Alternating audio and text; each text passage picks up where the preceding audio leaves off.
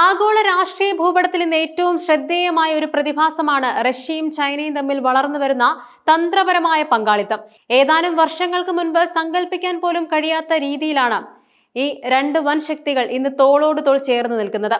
ഇത് കേവലം സാമ്പത്തിക സഹകരണത്തിൽ ഒതുങ്ങുന്ന ഒന്നല്ല, മറിച്ച് പാശ്ചാത്യ രാജ്യങ്ങളുടെ, പ്രത്യേകിച്ചും അമേരിക്കയുടെ ഏകധ്രുവ ലോകക്രമത്തെ വെല്ലുവിളിച്ചുകൊണ്ട് ഒരു ബഹുധ്രുവ ലോകം കെട്ടിപ്പടുക്കാനുള്ള ഒരു സംയുക്ത നീക്കമാണിത്. റഷ്യൻ പ്രസിഡന്റ് വ്ളാഡിമിർ പുടിന്റെയും ചൈനീസ് പ്രസിഡന്റ് ഷീ ജിൻപിങ്ങിന്റെയും നേതൃത്വത്തിൽ ഈ ബന്ധം വിവിധ തലങ്ങളിൽ കൂടുതൽ ശക്തമാവുകയാണ്.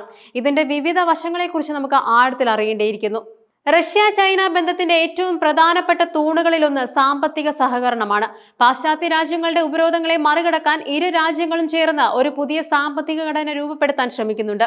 ഇതിന്റെ ഭാഗമായി പരമ്പരാഗതമായ US ഡോളർ, യൂറോ തുടങ്ങിയ കറൻസികൾക്ക് പകരം റഷ്യൻ റൂബികളും ചൈനീസ് യുവാനും ഉപയോഗിച്ചുള്ള വ്യാപാരത്തിന് അവർ മുൻഗണന നൽകുന്നുണ്ട്. ഇത് US ഡോളറിന്റെ ആഗോള പ്രാധാന്യം കുറയ്ക്കാൻ ലക്ഷ്യമിട്ടുള്ള ഒരു തന്ത്രപരമായ നീക്കമാണ്. ഊർജ്ജ മേഖലയിലാണ് ഈ സഹകരണം ഏറ്റവും വ്യക്തമായി കാണുന്നത്. റഷ്യ ചൈനയിലേക്കുള്ള ഏറ്റവും വലിയ എണ്ണ, പ്രകൃതിവാതക വിതരണക്കാരാണ്.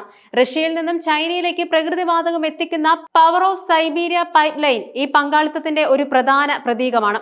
ഇതുവഴി ഇതിനോടകം 100 ബില്യൺ ക്യൂബിക് മീറ്ററിൽ കൂടുതൽ പ്രകൃതിവാതകം കൈമാറ്റം ചെയ്യപ്പെട്ടു കഴിഞ്ഞു.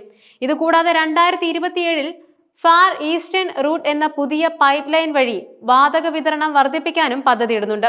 റഷ്യയുടെ ഊർജ്ജ ആവശ്യങ്ങൾ നിറവേറ്റുന്നതിൽ യൂറോപ്പിനേക്കാൾ കൂടുതൽ ആശ്രയിക്കുന്നത് ചൈനയാണ്. ഇത് റഷ്യൻ സമ്പദ് വ്യവസ്ഥയ്ക്ക് വലിയൊരു താങ്ങാണ്. ഊർജ്ജം മാത്രമല്ല, മറ്റു ഉൽപ്പന്നങ്ങളിലും ഈ വ്യാപാര പങ്കാളിത്തം ശക്തമാണ്. റഷ്യയിൽ നിന്നും പന്നിയിറച്ചിയും മാട്ടിറച്ചിയും പോലുള്ള കാർഷിക ഉൽപ്പന്നങ്ങൾ ചൈനയിലേക്ക് വൻതോതിൽ കയറ്റി അയക്കുന്നുണ്ട്. അതേസമയം ചൈനീസ് കാറുകൾക്കും വീട്ടുപകരണങ്ങൾക്കും റഷ്യ ഒരു പ്രധാന വിപണിയാണ്. ഈ ഉൽപ്പന്നങ്ങളുടെ ഉൽപ്പാദനം റഷ്യയിൽ തന്നെ പ്രാദേശികവൽക്കരിക്കാനുള്ള പദ്ധതികളും ഇരു രാജ്യങ്ങളും ചേർന്ന് ആവിഷ്കരിച്ചിട്ടുണ്ട്.